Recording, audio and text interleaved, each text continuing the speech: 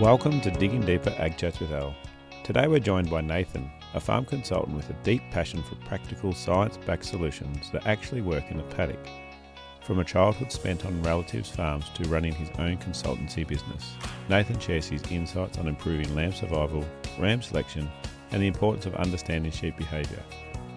We also talk about his journey from being terrified of public speaking to now not only presenting at major conferences, but also coaching others to become confident, engaging communicators. So let's dig in. Welcome, Nathan. Thanks for coming on Digging Deeper and sharing a bit about what you do. Thanks for having me. Now, I've been told that you're not actually off a farm originally, but you're now running a successful farm consultancy business. Can you just share a little bit about your background? Yeah, so all of my relatives, or a lot of my relatives, were on farm. So mum's side were dairy farmers down in the Otways, and dad's side were sheep and wheat farmers up around Horsham. So just out of succession and retirement, the farms sort of disappeared on mum's side, and then on dad's side they went to a couple of the other brothers. So dad never saw himself as being a farmer. I guess it's one of those succession stories that it mightn't affect the current generation, but sometimes it can affect the next one. Dad says he was never going to be a farmer. My answer is I would have been. But I grew up in Geelong and I just had to find my way into agriculture, basically. I spent every possible school holidays on all of the relatives' farms, and so that was milking cows, chasing sheep around. And then I started getting work in our local area on farms. So that sort of got me started and started getting a bit of experience on farm. I went through Melbourne Uni at their Dookie campus and studied applied science agriculture up there. It morphed. It took me a little while to finish my degree. I got a bit distracted with working along the way. I ended up working at Landmark doing animal health and nutrition, and then I went into farm management from there. Managed to find my way into consulting in a roundabout kind of a way. So you went straight from Dookie into a management role? Yeah, well, initially I had to do placement and get some work experience that meted the requirements of the course, and I ended up doing that at Landmark, and while I was there they actually offered me a job in animal health and nutrition. Yep. So I did that for 5 years, and then I ended up working for one of my clients managing the livestock component of their property. Yeah, rightio. Did you end up buying a block of land yourself? No, so we were leasing some ground for a while and running up to 1,000 sheep while also being a farm consultant. Right. That was pretty much born out of COVID, because during COVID I do a lot of public speaking and a lot of keynote presentations and things, and 50% of our work disappeared overnight. So rather than sitting around twiddling my thumbs, we were already leasing a little bit of ground just to keep myself sane, is what I said at the time. We kept taking on more and more ground and running more sheep, and in the end it got a bit too hectic once things started to open up. It got very hectic once things started to open back up after COVID, and I found myself trying to be too many things to too many people. You said we. I'm assuming there's a second person involved? Yeah, that was my wife and I involved in that. So we run pretty mixed business, I suppose you'd say. She runs a fitness and Pilates business. We've got a reformer Pilates studio at home, and so yeah, it's quite the mixed business that we run, and the kids were involved in running some sheep as well. So it was a whole family affair. Now, your website, I was on there this morning. It says Achieve Ag Solution emphasises practical solution based on the latest science and technology. How does this actually relate in the paddock if I was to get you on my property? Well, I think the biggest key that we're missing in all of agriculture is actually just translating that science into what it actually means on farm. And I think I've been pretty lucky in my journey to this point, becoming a consultant, in that I have been on all sides of the counter. I've sold plenty of stuff to people. I've been a farm manager, and I understand sometimes it's the trade-offs between what we think we need versus what we actually need, and it's actually finding the relevance to what we can do on farm. And I think that's just a missing link in a lot of agriculture. There's lots of great research that's being done, lots of trial results being released, but what does it really mean to the person on farm? And I guess that's what I see my crucial job is actually deciphering that, finding the really key elements in there. Ideally, the things that don't cost us money to implement. What are the things that are really going to make a difference? But doesn't mean we're spending more money. I think a lot of people expect when a consultant comes in, it's just going to be do this, do that, spend more money here. It's often not that at all. It's reallocating funds. It's finding all of those really useful 1%ers that turn into a big result. Now, some free advice for our listeners here. Have you got something that generally works for a lot of farms, or is it very specific to individual farms? In actual fact, most of what farms are missing is not knowledge, it's application. So I think the biggest thing is actually people slowing down and looking at what's happening within their business. We spend a lot of time running from one thing to the next, being busy, chasing efficiency, all those sorts of things, without actually slowing down and looking at what's happening. And particularly, most of the businesses I deal with are sheep operations. But within that, a lot of it is actually paying attention to what's happening in our paddocks, how our sheep behave, particularly at lambing time. I would say out of everything that we've done, the single biggest impact that we've had is on lamb survival. And most of that comes out of mob size and actually meeting energy requirements of sheep. It's quite a common theme that's coming up the more I talk to some people, is that farmers, when times get tough, and you're from an area that's going through pretty tough dry conditions at the minute, we work harder and try and do more. But you're saying sometimes the opposite is needed, to slow down, to evaluate what's needed on farm and to implement those things. Yeah, and it's really easy for me to sit here and say, and much harder to do. But yeah, we do tend to make ourselves busy. We get busy and we get caught up working in the business rather than on the business. And so we run into two main problems. One is that we're either working so hard and we're running from one thing to the next, and so we lose a bit of perspective, or we suffer decision paralysis.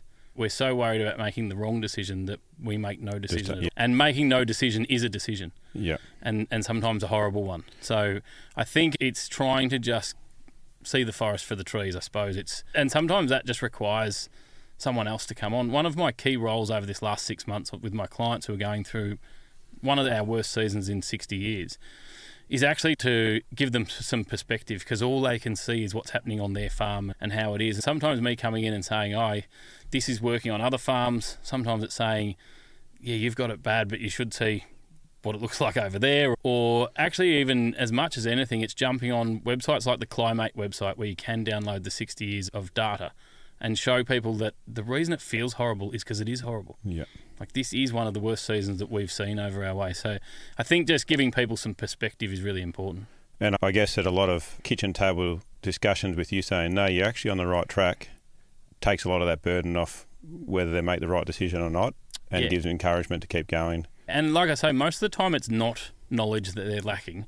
It's often just reassurance, or it's a sounding board. It's someone else to bounce some ideas off, because the other thing is there's often 2 or 3 ideas that could be right, 2 or 3 answers that could be right. So choosing the one that we think is the best option for them, sometimes that's just having a second opinion in that decision-making process. So yeah, it's certainly, we've spent more time with our clients over the last 6 or 8 months than we normally would, which is a challenge at times for me, fitting it in. But it's just the reality of when the pressure is on, we need more time with people. Now, are you a face-to-face person or a phone, or how do people reach out to you? So with our one-on-one work with our clients, it's all face-to-face on farm. Yeah. And we've done some things via Zoom and over the phone, but the reality is when you attack it that way, you're looking through someone else's eyes, and that doesn't work. Part of the reason that we go and we have these meetings is to be a fresh set of eyes across the farm and to see things that they're not seeing. When someone's just describing it to you, you are seeing it through their eyes, and so you're still getting their filtered version of it. So it is really important to be on farm. So you'll be picking up a lot of stuff that they're not seeing. Being there every day, fresh set of eyes, like you said, is pretty important. And that can be both good and bad. Sometimes things aren't as bad as they feel like it is, and sometimes we'll see something that they just haven't noticed. Yep. There was a really simple example of that the other day. I was standing in a client's feedlot, and we were walking through the pens to see how lambs are going and just looking at just general animal health in there. And I noticed that as his worker was cleaning troughs, the lambs were hanging around waiting for the trough to be cleaned. And as soon as the water was let out and they'd cleaned the trough, all the lambs were rushing the troughs. It just made us aware that there was a potential issue with the water, and that they were desperate for clean water coming to the troughs. And these troughs are being cleaned daily, so it wasn't an issue with dirty water coming because the troughs weren't being cleaned. So you test the water and... Yeah, so we tested the water, and we actually found a significant bacterial load. So they had E. coli in that water. It's the cleanest dam water I've ever seen. So visually and to smell it looked amazing. But and whether that was enough to change the palatability of the water for the lambs to be behaving like they were, we don't know. Yeah. But it certainly alerted us to a major problem that was hurting performance in the feedlot and potentially hurting animal performance across the whole farm, because it was all being fed by that one water source. We'll go on with that theme just a little bit. What are some of the common mistakes that you see while out on farm? I would say the biggest frustration in any farm is surprises. And so if we're talking and from a sheep production point of view, it's a surprise in condition score where they're not as good as we thought they were going to be. Rams not being quite as fit and healthy as they should be when we get to the point of joining. It's just those, often it's the little 1%ers, the things that just slip through the cracks because we're busy and we just haven't put our hands on the sheep for a while, or we don't inspect rams. It amazes me, and last week I was presenting at events across South Australia, and at every one of them I asked how many of the producers in the room actually get their hands on their rams, check testicles, do all of that pre-joining check, and it's a tiny percentage of people. And yet we get one chance at joining every year. We should be doing inspections of rams pre-joining every year, and hardly anyone is. Like 6 weeks or further out? Ideally, the only reason I would say further out is because we often need time to try and source extra rams if there is a problem. And if we are too close to joining, that becomes really hard. But obviously the semen production period is 6 weeks, so minimum 6 weeks out from joining, just so that if there is something we can have an effect, or we can at least do something about it but before it becomes a major problem for us. 10 weeks out is ideal, so that if we need to give something some antibiotics because it's had a small infection or something, we can, and then see if it has time to recover before that main semen production period. I should have checked mine 2 weeks ago by the sounds of it. Quite possibly. Yeah. Do you often feed rams up to joining with the lupins or beans or something? Yeah, so lupins definitely give us better semen production. And so when we can get lupins, and generally for most farms you're only talking a ton of lupins to be able to do the whole ram team. So it's not a major cost or issue for us. It's cheap insurance. It's certainly not the be-all and end-all. I'd much rather have good, fit, healthy rams that are all walking on good feet and have been inspected properly I'd rather that than chasing our tail by feeding a heap of lupins to get them up. But yeah, in an ideal world, you'd feed lupins in the lead up to joining for 6 weeks and also have them well and truly inspected and make sure everyone's fit and healthy. Yep. All right, we'll keep on going on with the ram selections. You speak a lot about the science and technology. How do you approach your topic like ram selection? Do you use ASPVs? Yeah, so we do use ASPVs, and this is one of my great frustrations as an industry is actually the fact that it's even an argument. I think the industry got highly sidetracked by agendas, and it should never have been an argument about figures versus visual. It should be always both. We can't have a ram with amazing figures who can't walk and do his job and has got terrible feet. And similarly, ASPVs give us our best possible prediction of the performance of the progeny. Yeah. So we'd be mad not to use both. I just think the industry got sidetracked by people with some form of agenda, and it ended up being an us versus them when it absolutely didn't need to be. For the everyday producer out there, we should be using both. They're both fantastic tools. That's the way we should be approaching it. So you'll select a team on genotype, go into the pen, and then pick out of those selection of rams on what you want in your flock? Yeah, so generally if we've got a sale coming up, I will try and narrow that sale team down based on figures before we get there. I do as much homework as I can before sale day. We'll download the catalogue, sort it all up. I will generally go into a sale with, I'll categorise them into A's, B's and C's so that I've got a bit of price guide in there as to who I'm willing to spend more money on than the others. And then we go through and we'll visually inspect every single ram, check them for feet, shape, all those sorts of things, and take animals out of that list. Yeah. So ideally, if I'm trying to buy 10 rams, I like to have a list of, say, 30 or 40 that meet my criteria. And within that 30 or 40, they'll be broken down into A's, B's and C's so that I get a bit of an idea of how much money I want to spend. Yep, and there's some F's in there you just won't look at. There's a whole lot of them in there that I won't look at. I either won't look at them on figures, so if their figures aren't right, I will not even look at that ram on sale day. Yeah. I'll just walk straight past him. If he doesn't meet my needs with figures, then I won't look at him. Similarly, I don't care how good his figures are. If his feet aren't good enough underneath him or he's not a style of animal that I like, then the figures don't mean anything to me either. We just walk past him. Yeah, and what figures are you focused on a regular basis? What are you looking for? So it depends on what breed of ram we're looking at, but are you a composite client base down there? We've actually got the full spectrum. So we go from superfine merinos through to shedding sheep. We've got a bit of everything in between, but still a major focus. So for those, if we start with terminal sires, an absolute roadblock for me is birth weight. If birth weight's too high, I don't care what the rest of the figures are. We won't touch him. It causes us too many issues. So birth weight is an immediate stop-go sort of one for us. Then we would look at growth, fat and muscle as being the major traits for us on a terminal sire. If we jump into merinos at the other end of the spectrum, then it's predominantly looking at, well, we're still chasing growth, fat and muscle because they're traits that are really critical for us getting an animal that's actually going to perform. And we know how important condition score is. I want an animal that does a lot of that itself without having to jam a heap of feed down its neck. So really good maternal traits. We will obviously then start looking at other things like, so if it's merinos, we'll be looking at micron and fleece weight because they're obviously key profit drivers for us. We also look at worm egg count across any of the types of breed that we're looking at. The less drenching we can do, the better off we're going to be. So chasing that and then into the fertility traits. I spend a bit less time on the fertility traits. My general feeling is that we've got plenty of fertility in sheep in Australia. It's more of management. It's a management issue. Yeah. So ideally, we'd still chase fertility traits. But if I have to compromise on one, then I'm more likely to compromise on a fertility trait if I can get everything else right in the and be able to make it up. Yep. And that's I suppose it's because fertility is one of our least heritable. But if we do really want to have an impact on fertility, we need to directly select for it. So if someone really wants to chase fertility, then go after those ASPVs that will allow you to directly select for fertility.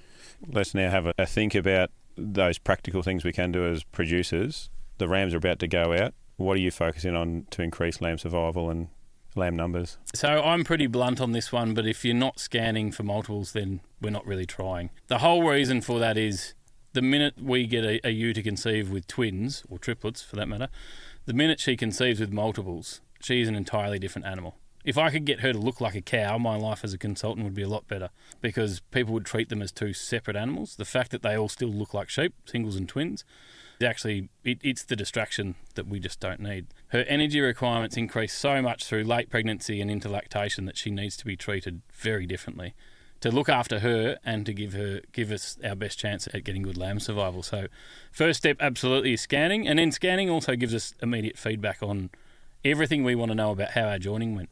So if we've got a high dry percentage, I want to start piecing together, is it because the ewes weren't travelling as well as they should have been, or did we have a ram issue?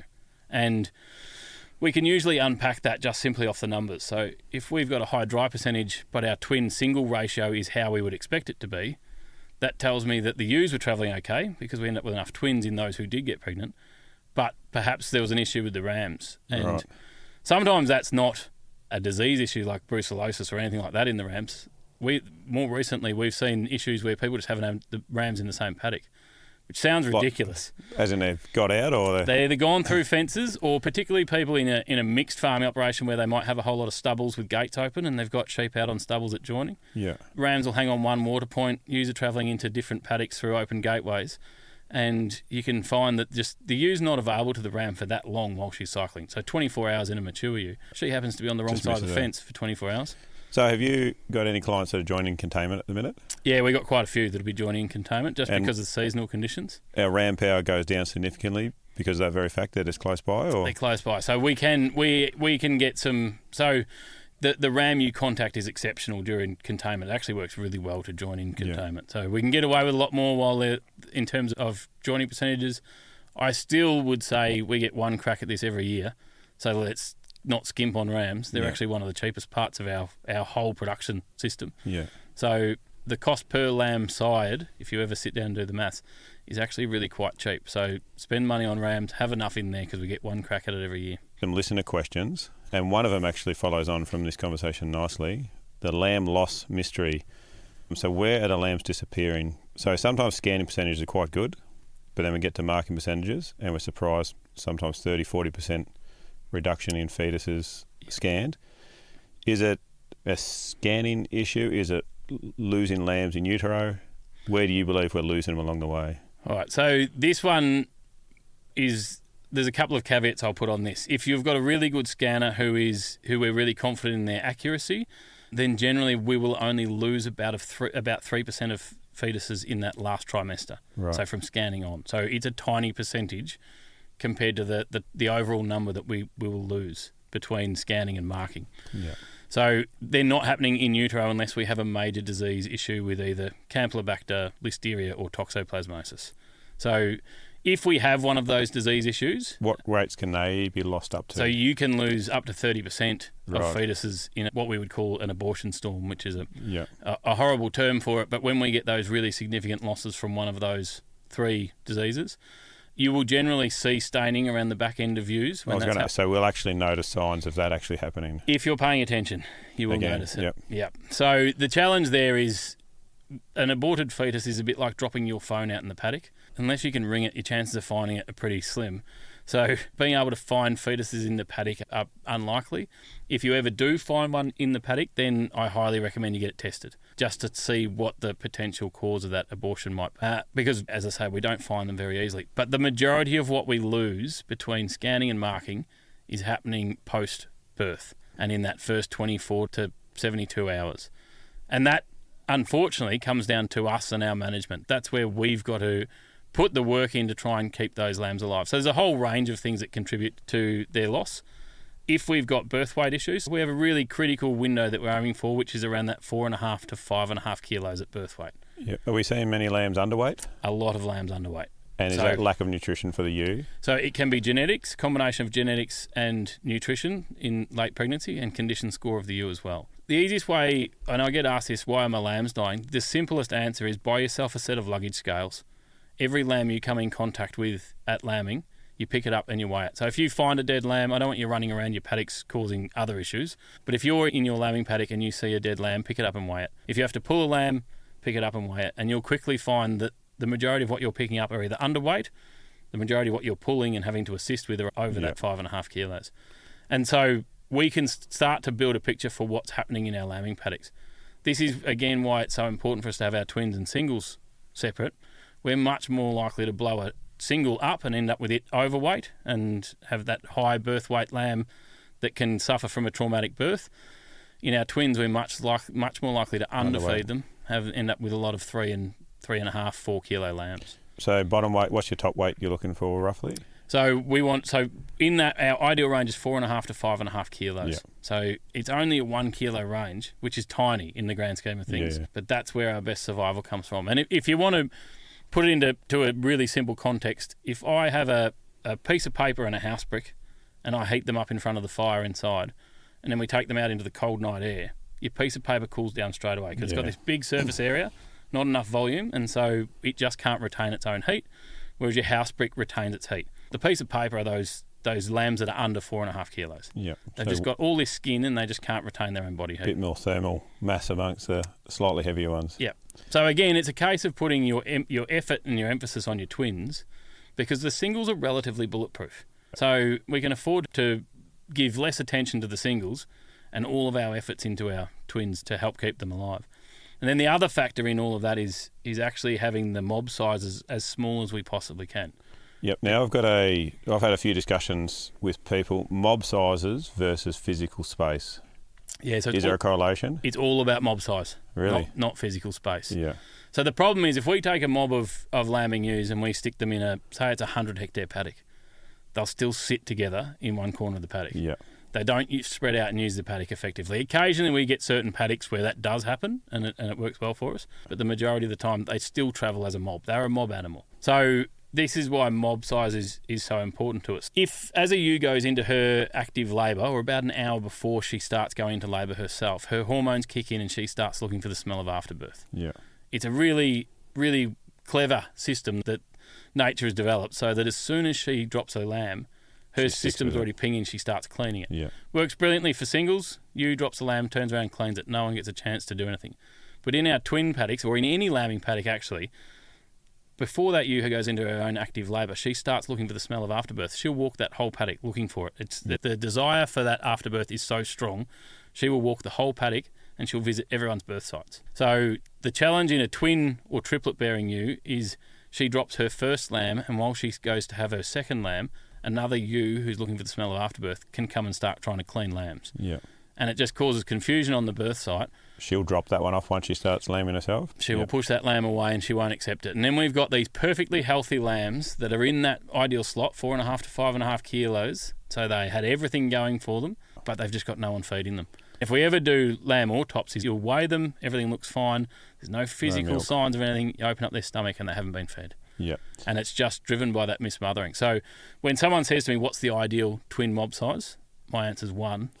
Anything bigger than that is a compromise. So clearly we've got to find the practicality. For most of my clients, that practicality sits somewhere between 70 and 100 for twins.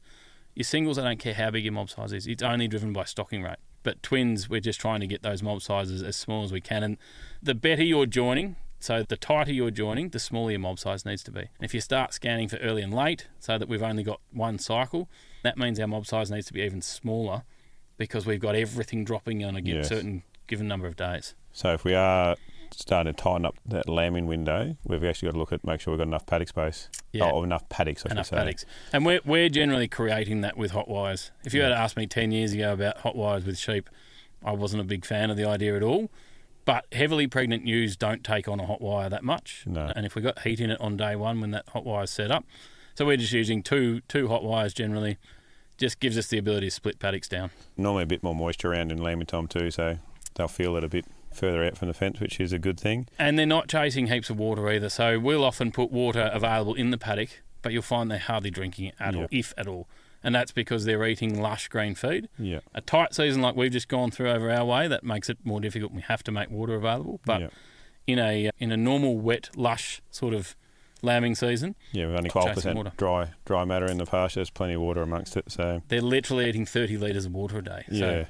What about udder scores and do you look at their udders much? Yeah, so in an ideal world, we would have every sheep producer going through their ewes at marking to check for wet and dry so that we know who has actually successfully lambed and who's lost. Yeah. Because those ewes who lamb and lose are a cost to our system. Yeah.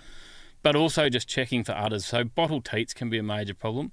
It can just simply be issues with udders. So some of them are, if we've got proper mastitis issues, that's a major issue. Sometimes it's just... You would recommend culling. If they've had it once, they're out, they've got to go. Yep. Yeah. And if we've got big bottle teats, so she might successfully conceive every year, but her teats are too big for a lamb to ever get its mouth around. She's never going to rear lambs, and we just keep treating her and feeding her and doing all the things, treating her like a twin-bearing ewe, and every year she loses her lambs because of the udder structure. So it's one of those ones that we just need to get onto. Some people do it at marking, some do it at weaning, but just having some focus on actually checking for those that have lambed and lost, but also just any udder issues. Yeah, and then what are some other considerations to lamb survival? We've actually birthed the lamb well. They've joined up. She's had a feed. Yep, so beyond that... Once we get to that stage, we're right. There's probably one step in the middle of all that, which is around that whole giving her the time and space to actually mother up. So we need the ewe on her birth site uninterrupted for 6 hours. And one of the biggest challenges to that is actually us. We love to drive around and check lambing ewes. And it's a challenge I'm putting out to certainly all of my clients is, why are we checking ewes? Is it for her or is it for us? And a lot of the time it makes us feel better. Sleep better at night. When the reality is, every time we drive into a lambing paddock, the ewes will react to us. And they will move, even if it's only by a few metres, they will move off their birth sites. And that increases our risk of mismothering. And so if we need to check, then it's least possible disturbance. Go and buy yourself the best set of binoculars you can afford. Find yourself the spots around your farm where you can stop, look across paddocks. If you can see a problem, then yes, we'll go and rectify that issue. If we can't see any problems, we don't need to be driving around every single lambing paddock just in case there's an issue. We seem to go with mass disruption in case there's an issue, when it should really be, let's start, and if we start seeing some issues, then we ramp it up to eventually getting to checking every day. I still remember my first lambing season, and I reckon I caused the most amount of trouble in the district by doing what I thought was the right thing. Just this year, actually, we started using a cheap little drone. Well, it wasn't that cheap, but a little drone sitting on the top of the shearing shed and checking lambs. And if they were sitting down, we would just drop the drone down a little bit. And if she got up and had a look around and there was a lamb there, we went back up and disappeared, sort of thing. Yep. We bought a bunch of trade sheep in as well that year, so they didn't know us very well either. So that was actually pretty successful in the end. Yeah, we've got a couple of people using drones, particularly for areas of the farm that are difficult to get a line of vision across. About 10 years ago, I bought a drone because I thought this was going to be a brilliant tool for checking lambing ewes. The drones have improved a lot in 10 years. I flew mine over a client's lambing ewes, and the camera meant it wasn't a great camera on it, and it meant that we had to fly at a fairly low altitude. Yeah. And it frightened the hell out of the sheep, and the sheep took off in every direction. I flew it home, put it back in the ute, and drove home. Didn't ever spoke about it again. Well, we actually use them to get them out of the creek paddock we can't drive in, because when you move them around, they make a horrible sound. The sheep don't like them, but if you sit far enough away from it, they're not too bothered by it. But with these modern drones, so yeah, and that's a big change. Is that the cameras now on them are so good, you don't need to be flying at a low altitude. Yeah. So you can stay up pretty high, and which keeps you up above the trees, because that's obviously the other risk of flying a drone around. Is we did have one client put his fairly expensive drone into a red gum, which is not ideal, but he has found it to be a really useful tool for checking lambing ewes. And don't fly back upwind. Just remember that it's a lot slower, and we ran out of batteries a few times. So, another question we've got actually from a old alumni that you know, Rowan Paulette. I was talking to him this morning, and he said your take on super intensive sheep farming practices. So things like 6 monthly shearing or the intensive 17-day joining, with all that extra work and management, do the numbers stack up at the end of the day? Really good question. I think it depends significantly on the individual farm and the individual farm manager, in all reality. My standard answer to most things in terms of whether the numbers stack up is if you do anything really well, then you end up making pretty good money. It's the same as all the benchmarking data that shows there's less variation between the top 25% of any of the, whether you're a beef farmer or a prime lamb producer or a wool producer, there's less variation between all of those top 25 producers than there is between the best and the worst within each category. Yeah. I think you do anything well and you're probably going to be quite profitable. That's as a generalisation. In terms of how intensively we go, we had one client in composites that was going 6 monthly shearing, and it worked brilliantly in terms of animal management, but the costs are just too significant now. The cost of shearing means that it's not sustainable to be doing it when you're not getting a wool check. We've got some merino clients that are on 6 monthly shearing, some that are pushing towards 6 monthly shearing, and it works really well from a wool clip preparation point of view, works really well in terms of managing the animal, but again, cost becomes an issue, and we are trying to drag costs down across all enterprises at the moment, because everything that's, if we just refer to the post-COVID period, cost creep has happened significantly, where everything is costing us so much more now than what it was. So I'm very conscious of some of those, that intensivity just drags costs right up, and we've got to be very careful of that. I'm assuming there'll be bigger room for error. The higher intensity you go, one little mistake in systems like that could be quite significant. Yeah, and I suppose sometimes we hedge our bets. So if we take the 17-day joining type strategy, we've got a couple of clients, because they're a composite client and they're also joining ewe lambs. We've always joined the ewe lambs later than the mature ewes, just to get those ewe lambs a little bit older. And in this scenario, we've managed to come up with a joining strategy that means they join mature ewes for 17 days, rams come out, and then the ewe lambs and all of the mature ewes get joined at the same time for 5 weeks again. So it actually gives the mature ewes 8 weeks, effectively, access to rams. There's just a gap in between. But it means that if everything's going well, which a couple of our clients have played with this now for a few years, and they're getting up to 90% joined on that first cycle. So we've only got 10% of ewes who are actually mature ewes who are joined on that second joining. And we can make a call whether we want to even keep them at all. So if we keep them, they're lambing at the same time as the ewe lambs. It doesn't have a major effect on us. They're just there and they just fit into the system.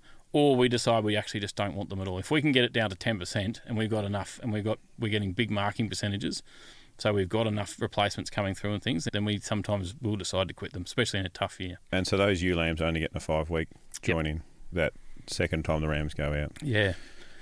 We've always put out a few older ewes in with the maidens to both lamb and also to join up.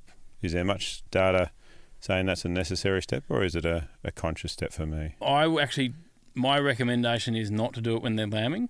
The only reason for that is, well, actually, for joining and for lambing, I prefer not to have maidens in with mature ewes. So if we take joining, we'll start with joining, the mature ewes will seek the rams out. Yeah. When they're cycling, they will actively go and they will huddle around the rams and basically try and get the rams' attention, while the maidens walk the paddock oblivious to what's going on. Right. And so if we've got maidens in the paddock with mature ewes, the mature ewes can be a distraction for the rams, and they just don't do enough work to go and find those maidens that are cycling. Right. If we're talking at lambing, because our mothering instincts in the maidens aren't as strong as what they are in the mature ewes are much more likely to try and poach lambs. So like that we talked about earlier, that real desire for the smell of afterbirth, those mature ewes will steal a lot of lambs and potentially cause quite a lot of confusion on birth sites with a maiden who just doesn't have that same level of natural instinct. So keeping our maidens separate is my standard recommendation. Right. Yeah, well, I'm going to be changing some things this time around, so thank you for that. Now you're actually in the area for the Gippsland Red Meat Conference. Can you give us a little bit of a insight to what you spoke about at that conference? Yeah, so a lot of it is actually, we've covered quite a few of the topics, because what I wanted to do at this conference is give people some of the really simple things that they can go and do tomorrow. When we go to a conference, we often hear lots of things that are going to come to us in the future. I always like to make sure we've got plenty of things we can take home and implement tomorrow. So a lot around lamb survival. A lot of it is just actually understanding sheep. A big theme of my presentation is the idea of slowing down and understanding why sheep do what they do. The title of your session is actually Are Sheep Really Dumb? Is that correct?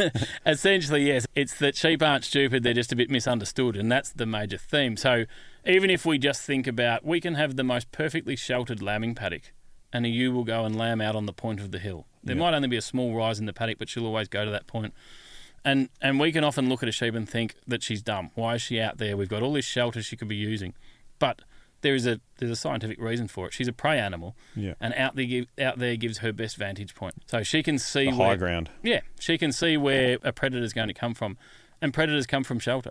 So the role of the shelter is to drop the wind speed across the whole paddock. So when she goes to that point that gives her the best visual, she's still more sheltered than she would have been. But we can't hold it against her when she goes out to that really exposed point, because that's her natural instinct. So we look at her and think, oh, you silly thing, what are you out there for? It's actually very, very clever for her to be out there. So again, we would say sheep are stupid. They're not stupid, they just don't always do what we want them to do. And a lot of it is based on the fact that they're a prey animal and they've got a lot of survival instincts. It's a bit like at lambing, I see people driving around with dogs on the back of their ute or on the back of the bike.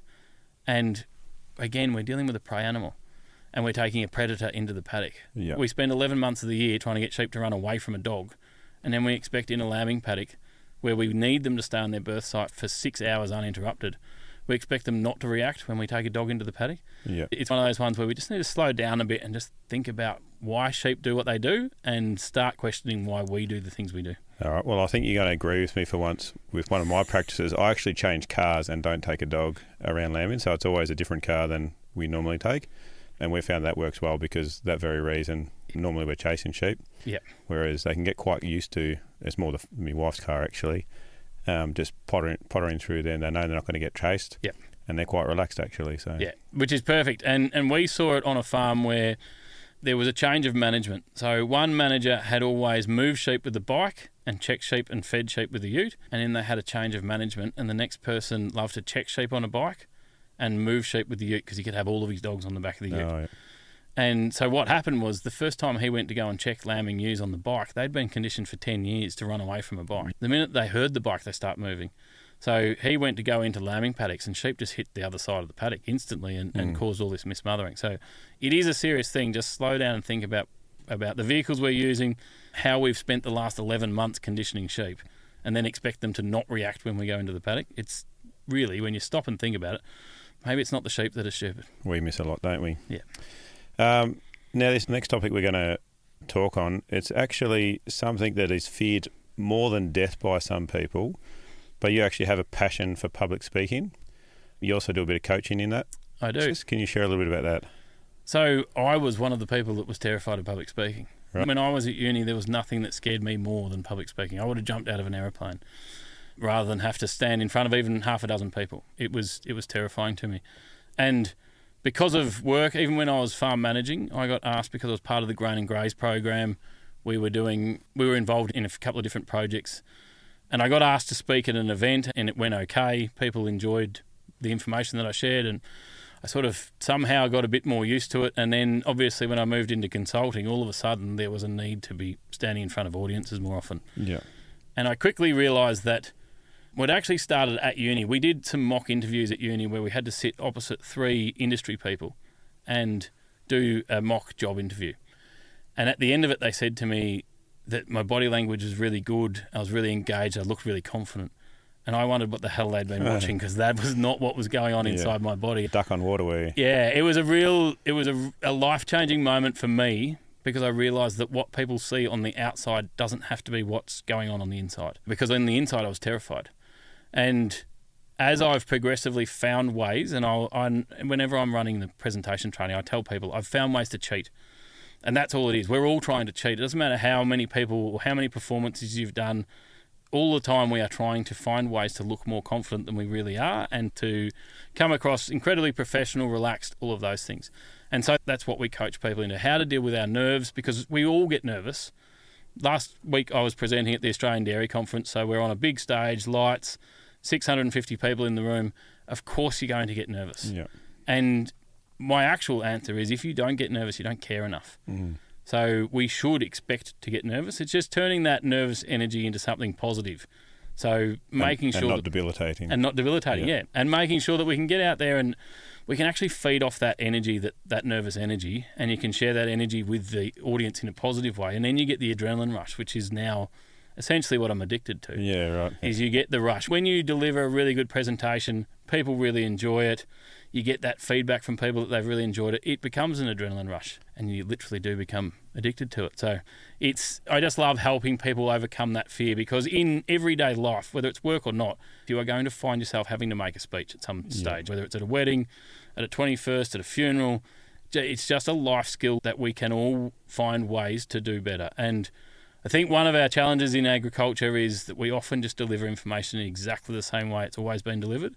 And I like to challenge the industry to find some ways to be a bit more creative in how we go about that. And I think that's a key point as well, with public relations not always the best between ag and a lot of our community. Playing our part as producers is a really important part to keeping the industry going and in a positive light. Yeah, and a lot of... So the link between that and what we just talked about with public speaking is we are storytellers. Yeah. Like every time we step onto a stage, every time we talk to one of our consumers, we are a storyteller. And just being proficient at telling stories goes a long way to actually building trust and engaging properly with people, getting people to believe the messages we're putting out there. And so a lot of it is actually just being prepared to tell our story, not in a really cringy sort of... It worries me a bit that sometimes I don't even particularly like the word advocate that people use. I think just tell our story truthfully. Actually make sure that our backyard is clean enough. One thing that people say is we need to show people where their food comes from. The worry is that we've got to make sure that our backyard is clean and we can absolutely put our hand on our heart and say, this is what we believe in. This is why we are the best in the world. And in all industries, there are things that we're still working on. Be honest about it. We haven't got this right. We're working on it. We realise it's a problem. We're doing everything we can to solve that problem. But show the general consumer, and we're not talking about here the vegan extremists. This is a conversation with the people who love to eat and wear our product. Let's have real conversations with them and actually show them that we care, not just by saying that we care, actually showing them, demonstrating with actual practical evidence to say, we realise this is an issue, we're doing everything we can to overcome it. I think there's really a whole lot of untapped potential there too, and it's nice that you said it's a skill, public speaking, because I used to be a teacher, school teacher, and when I left teaching to get into the industry with my grandfather, the thing I loved most was actually talking to farmers. They got some really, really good stories and they tell them really well. But you say go tell it on a stage and they say there's no way, but using your skills and teaching them some skills is actually probably a really positive way to get that message across. Well, and there is no better person to tell the story than coming from the horse's mouth, actually having the farmers tell their story. And sometimes we need to help them with that. So that's where panel sessions can be great. Last week, I hosted 2 panel sessions at the Australian Dairy Conference because it's an opportunity to get farmers on the stage. So we had 5 different farming businesses on the stage across 2 different panel sessions so that the audience could hear directly from other farmers. But if you were to ask them to get up there and just do a presentation, there's not a chance in hell that they would do that. But in a safe environment where we can get up there and have a conversation, a bit like this here with the podcast, it's a safe place for someone to share their story. I think we can get a lot more of that happening across the industry. And so you're just steering them through that conversation. They feel comfortable, like they're just chatting to you almost, rather than the crowd of hundreds in front of them. And that's the exact aim, is to feel like it's a conversation just between us rather than them paying too much attention to the 600 plus people sitting out there in the audience.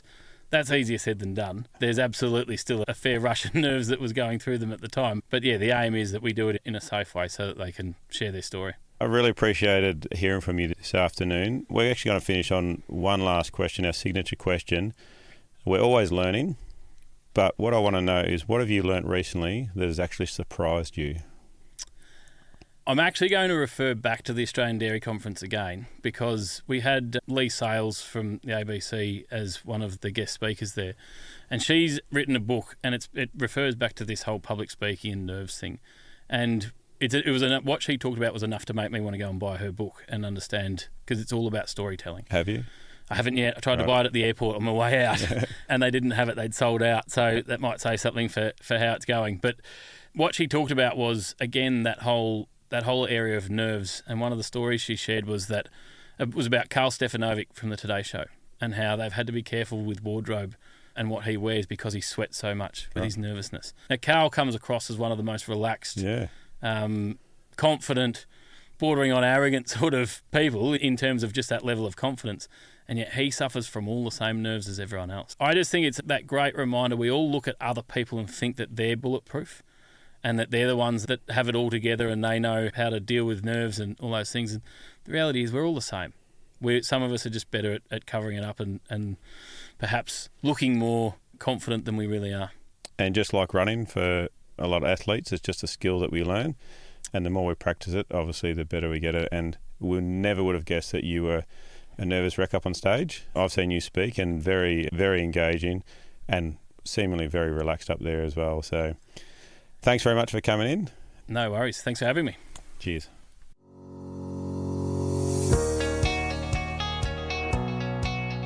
A big thank you for tuning in today. And remember, if you have a question about today's episode or a topic you'd like us to cover, reach out to one of our many platforms and join the conversation. We're here because of your passion and commitment to agriculture. Together, we can build a stronger farming future. This podcast is made possible by the Future Drought Fund Regional Drought Resilience Planning Program, co-funded by the Victorian and Australian governments.